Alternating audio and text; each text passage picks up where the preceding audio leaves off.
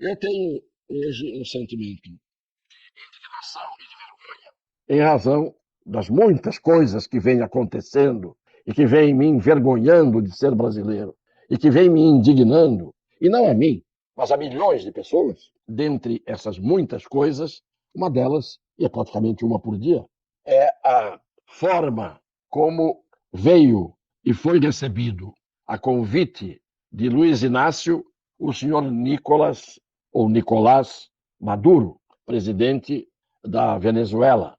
É realmente um papelão que o Brasil faz ao mundo quase que a cada semana.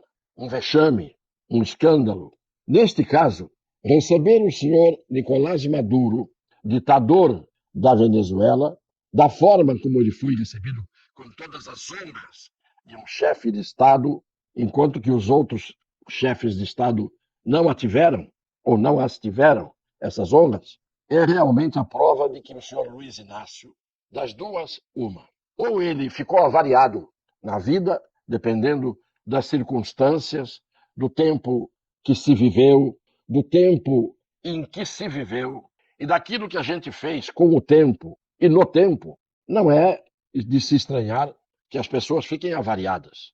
Algumas pessoas, com o tempo, amadurecem, se engrandecem, se aprimoram, se espiritualizam, buscam a virtude, querem, e às vezes, quase sempre, conseguem ser maiores do que foram antes, crescem e amadurecem no melhor sentido. Eu não sei exatamente, não tenho condição de dizer, porque não sou um laboratório que possa dar esta resposta de forma precisa.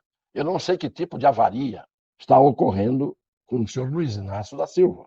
Mas até aqueles que cegamente continuaram com ele, apesar de tudo, começam a perceber que ou vão se avariar juntos ou têm que se afastar dele. Porque ele já se afastou de todo mundo, com exceção, ao que parece, da primeira-dama Janja, que o tem no cabresto, evidentemente. Mas ele está passando de todos os limites, porque ninguém pode governar um país depois de ter sofrido avarias.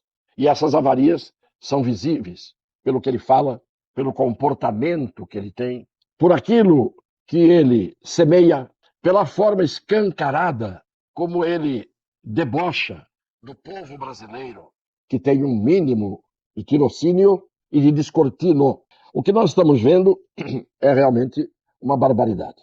E a ponto de até mesmo aqueles que são pessoas do perfil, entre aspas, perfil ideológico do presidente, que eu não sei se ele tem algum perfil ideológico no presente momento, porque hoje o que parece é que ele cultiva ódio e ódio e vingança porque ele não está se aceitando como ele é hoje. Talvez ele não tenha aceitado o fato de estar mais velho, bem mais velho do que ele já foi. Mas nós que envelhecemos temos que nos aceitar e dar graças a Deus de podermos ter envelhecido. Então, aquele que não se aceita no seu envelhecimento e aquele que não dá graças a Deus de ter tido a oportunidade de chegar mais longe, talvez não merecesse chegar aonde chegou. Embora quem decide isso não seja nenhum velho, mas seja Deus. É Ele que nos dá mais vida ou menos vida. E se nos dá mais vida, talvez é para que nós tenhamos a oportunidade de ter mais tempo de melhorar o que somos, de ter mais tempo de aprender o que não tivemos ainda tempo de aprender ao longo da vida, e de poder ensinar sabendo, e de poder perdoar, e de poder compreender a vingança contra uma pátria, contra uma nação, contra um povo, a perda total da noção do que é ético, do que é certo, do que é errado, as alianças espúrias que as pessoas topam fazer, e isto não se deve fazer nunca, nem quando somos jovens, nem quando somos velhos, mas muito menos quando somos velhos, porque muitas vezes é preferível a solidão do que a companhia das pessoas que não são dignas. O que nós vemos hoje é um Brasil chefiado por um homem que perdeu a noção, e só pode ter acontecido isso porque houve um tempo em que havia um pouco mais de evidência de equilíbrio, um pouco mais de modéstia, um pouco mais de senso do ridículo, um pouco mais de amor à verdade, pelo menos aparentava ser assim. Hoje não, hoje ele se escancarou, ele pura e simplesmente perdeu completamente as estribeiras, portanto está solto no desequilíbrio. Eu quero dizer que ele está fazendo um mal gravíssimo ao Brasil. Ele está sendo cúmplice daqueles, e ele é um deles, que estão implantando o regime definitivamente ditatorial no país. Para quê e por quê? Algum deles aspira à eternidade, à imortalidade. Alguns acham que não terão um dia que dar o passo final em direção à cova.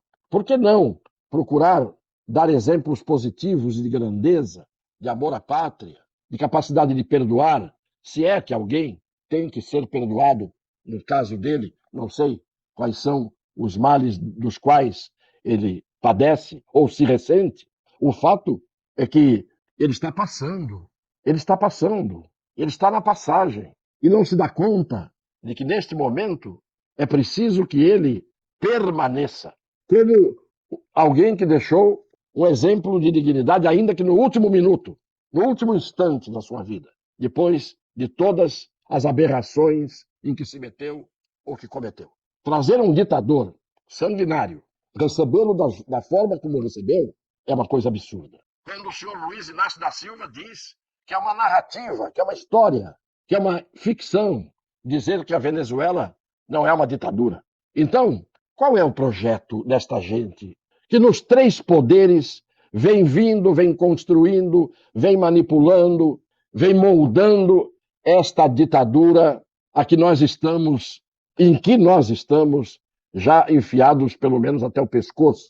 O que vai acontecer se o povo continuar com medo, calado, esperando que os outros tomem uma atitude? E a atitude que o povo pode tomar é uma só: ir para as ruas, para as praças, conforme lhe garante a Constituição, sem armas, pacificamente, de forma absolutamente mansa, mas de forma veemente na expressão dos olhares e na palavra, que não tem que ser de baixo calão para demonstrar a indignação e a revolta, mas que tem que ser ir à rua maciçamente. Esta é a fórmula para que o mundo veja que os brasileiros não querem mergulhar nesta ditadura sem tanques, sem armas.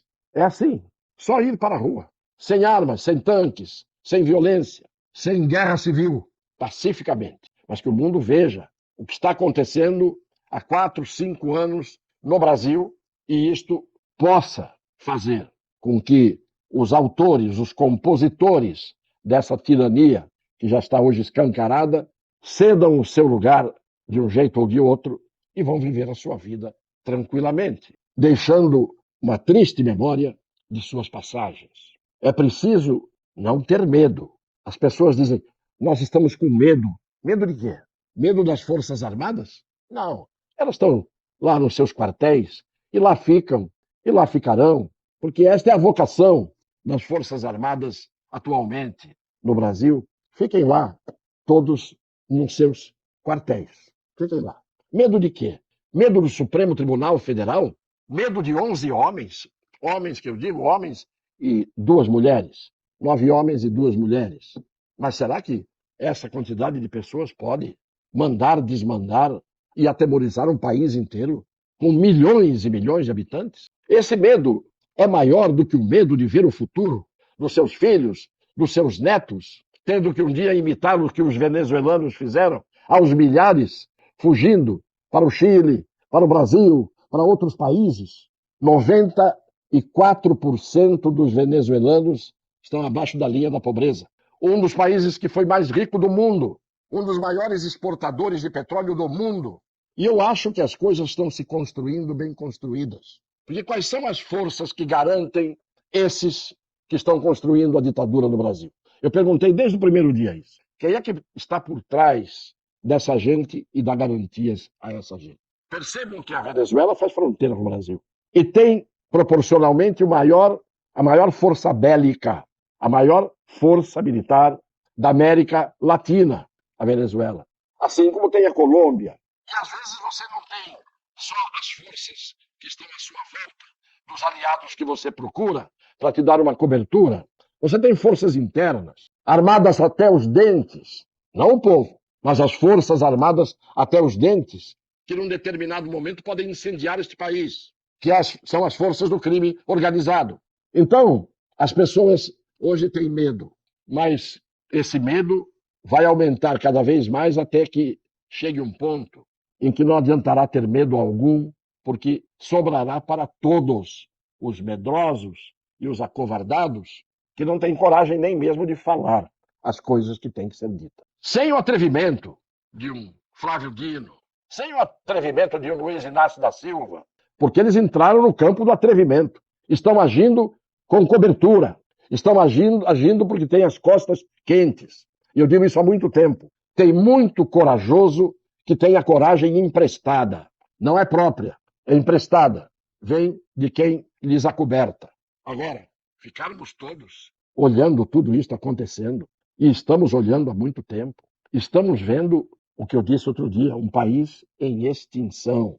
E a história ensina, por mais longe que os ditadores possam ir, um dia eles saem do caminho, por bem ou por mal, saem. Só que antes disso acontecer, muita gente que se omitiu, muita gente que se amedrontou, muita gente que disse não é comigo, muita gente que diz eu estou tocando bem a minha vida, estará sendo cúmplice daqueles que vão ser atingidos em cheio pelos pesadelos que virão. E isto significa que nesses que serão atingidos em cheio estarão os descendentes daqueles que disseram eu não tenho nada a ver com isso. Um beijo no coração das pessoas de boa fé.